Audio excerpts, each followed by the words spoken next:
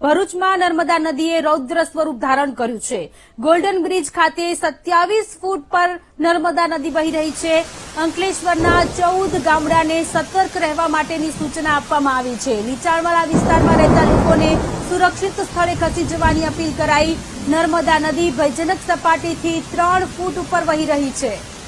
તો ભરૂચમાં નર્મદા નદીએ રૌદ્ર સ્વરૂપ ધારણ કર્યું છે। 14 જેટલા ગામડાઓને એલર્ટ આપવામાં આવ્યું છે। લોકોને સુરક્ષિત સ્થળે ખસી જવા માટેની અપીલ કરવામાં આવી રહી છે। નર્મદા મૈયાનું અત્યારે રૌદ્ર સ્વરૂપ જોવા મળી રહ્યું છે। ભરૂચના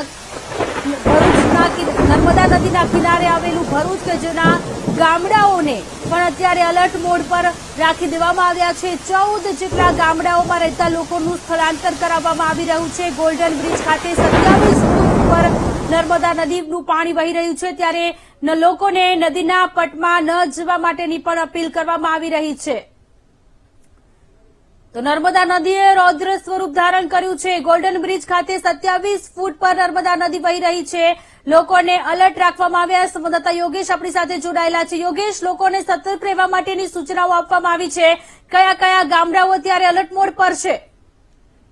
જી ચોક્કસ, જે પ્રમાણે સરદાર સરોવર ડેમમાંથી જે પાણી છોડવામાં આવ્યું હતું નર્મદા નદીમાં, તેને લઈને ભરૂચના ગોલ્ડન બ્રિજ ખાતે હાલ અત્યારે 27 ફૂટે વહી રહી છે। તેને લઈને અંકલેશ્વર તાલુકાના જે 14 ગામો છે તે પૈકી 4 ગામોને અત્યારે એલર્ટ મોડ ઉપર રાખવામાં આવ્યા છે અને 4 ગામોના જે લોકો છે તેઓને સ્થળાંતર કરવાની હાથ તજવીજ કરવામાં આવી છે। જેમાં ખાસ કરીને જો વાત કરવામાં આવે તો સફરુદ્દીન ગામ છે, જૂના ખાલપિયા, પછી જૂના બોરભાઠાપેટ અને જૂના કાંકિયા ગામના જે રહેવાસીઓ છે તેઓને મામલતદાર અને ડીડીઓ દ્વારા સૂચનાઓ આપવામાં આવી છે કે વહેલામાં વહેલી તકે પોતાનો ઘરનો સરસામાન લઈને સહી સલામત સ્થળે ખસી જાય તેવી જાણકારી આપવામાં આવી છે।